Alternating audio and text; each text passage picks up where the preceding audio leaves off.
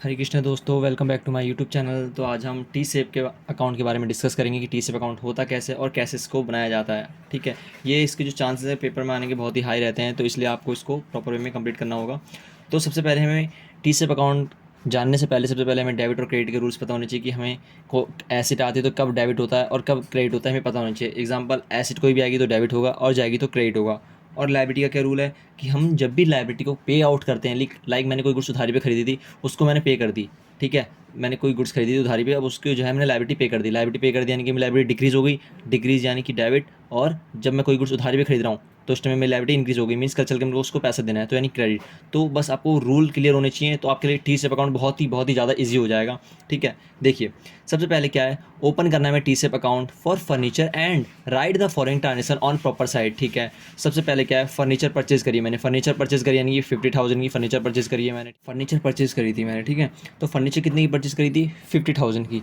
तो अब यहीं पे मैं लेजर की बात करूँ तो लेजर का ट्रीटमेंट क्या होता है कि हम कोई भी अकाउंट बना रहे हैं तो उसकी अपोजिट एंट्री आती है। तो same furniture account debit to cash, यानी फर्नीचर का अपोजिट क्या है, कैश। तो कैश साइड आ जाएगा हमारा 50,000 रुपये। ठीक है, फर्नीचर सोल्ड करिए कितने की, 10,000 की मैंने फर्नीचर सोल्ड करी है। तो सोल्ड करिए तो एंट्री क्या होती है हमारी, हाँ हमारी सोल्ड की एंट्री होगी क्या, हमारी एंट्री होगी cash account debit to sales. क्या होगी, cash account debit to sales, क्योंकि हमें कोई बंदे का नाम भी नहीं दे रखा और ना ही कैश दे रखा, तो हम इसको कैश में ट्रीट करते हैं।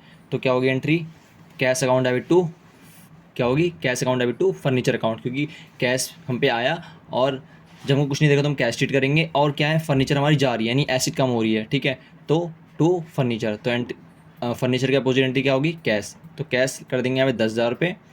फर्नीचर परचेज, मैंने फर्नीचर परचेज किया यानी कि कैश गया 15,000 रुपये।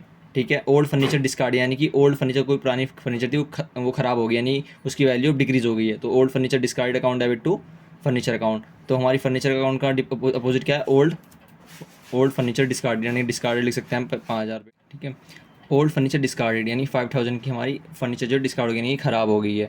ठीक है, ये खत्म हो गई, हम कुछ भी कह सकते हैं, बट क्या है, फर्नीचर की वैल्यू इसमें डिक्रीज हो रही है।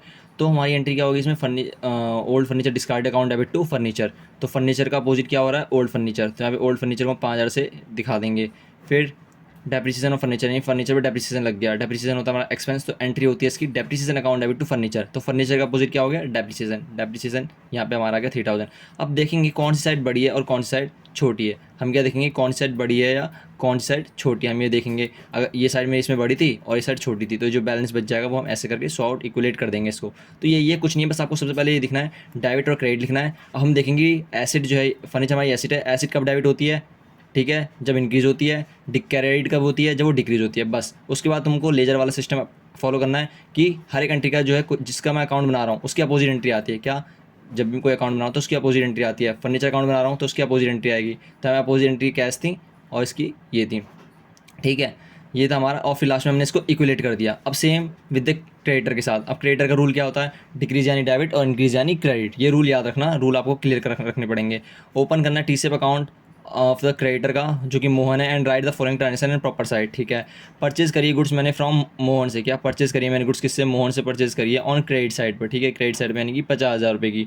ठीक है, 50,000 रुपये की मैंने परचेज़ करी है, तो क्या होगी entry, purchase account debit to Mohan. तो मोहन का अकाउंट मैं बनाऊंगा, यहाँ पे किसका अकाउंट बनाने के लिए बोला है, क्रेडिटर, यानी कि मोहन का अकाउंट बनाने के लिए बोला है। तो मोहन की अपोजिट एंट्री क्या होती है, परचेज। और परचेज किस साइड आ जाएगी हमारी, किस साइड आएगी बताओ, मेरी यहाँ पे लाइबिलिटी इंक्रीज़ हो रही है, तो इंक्रीज लाइबिलिटी किस साइड आती है, क्रेडिट साइड आती है। ठीक है, तो 50,000 हमारा क्रेडिट साइड आ जाएगा।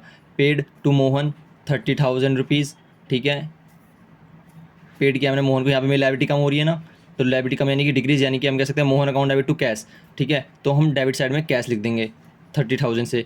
Goods return to Mohan, goods return कर देंगे मोहन को, जब मैंने गुड्स रिटर्न कर दिया यानी कि मेरी लाइबिलिटी अब कम हो रही है, क्योंकि मुझे कम पैसे पे करने पड़ रहे हैं, तो क्या एंट्री हो जाएगी, गुड्स रिटर्न टू मोहन। मैंने गुड्स परचेज करे थे पहले, गुड्स परचेज करे थे, मैं रिटर्न कर रहा हूँ, उस इन 50,000 में से 3,000 रुपये मैं रिटर्न कर रहा हूँ, तो क्या एंट्री होगी, Mohan account debit to purchase return, क्योंकि मैंने परचेज करी तो उस टाइम डेबिट किया था परचेज। अब क्या है, गुड्स जा रही है तो मैं उसे क्रेडिट कर दूंगा, तो क्या होगा, Mohan account debit to purchase return, यानी कि डेबिट साइड में मोहन के अकाउंट में परचेज रिटर्न के नाम से 3,000 भी सॉर्ट हो जाएगा। रीपरचेज गुड्स फ्रॉम मोहन, मैंने दोबारा से गुड्स परचेज कर ली मोहन से, तो एंट्री क्या होगी, purchase account debit to Mohan, यानी कि यहाँ पे मेरी लाइबिलिटी फिर इंक्रीज हो गई, तो लाइबिलिटी इंक्रीज यानी कि क्रेडिट। ठीक है, हम इसके देखते हैं रूल्स, और मैं आपको दोबारा से दिखाता हूँ कैसे कैसे इसके ट्रीटमेंट्स हुए। देखिए, सबसे पहले डेबिट लिखेंगे फिर क्रेडिट लिखेंगे, हमेशा ये डेबिट और क्रेडिट लिखा है होना चाहिए, ठीक है। टी से बना रहे हो तो जिसका भी पहले पता करना कि एसेट है या लायबिलिटी है, जैसे ही पता कर लोगे तो उसके हिसाब से करना। तो डेबिट और क्रेडिट पक्का आएगा पहले, फिर देखेंगे डेबिट कब होती है हमारे यहाँ, एसेट डेबिट कब होती है जब वो इंक्रीज हो रही होती है, और क्रेडिट जब वो डिक्रीज हो रही होती है। बट लायबिलिटी का अपोजिट रूल होता है, ये हमारी लायबिलिटी है यानी क्रेडिटर हमारी लायबिलिटी है, तो लायबिलिटी डेबिट कब होती है जब वो डिक्रीज हो रही होती है, क्रेडिट कब हो रही होती है जब वो इंक्रीज हो रही होती है। देखो यहाँ पे था ऐसे ऐसे करा हमने, ये सब करे जो हमने पीछे देखे, और लास्ट में हमारा क्या है, ये साइड बड़ा था ये साइड छोटा था, यहाँ पे बैलेंस आ गया, ठीक है। Thank you.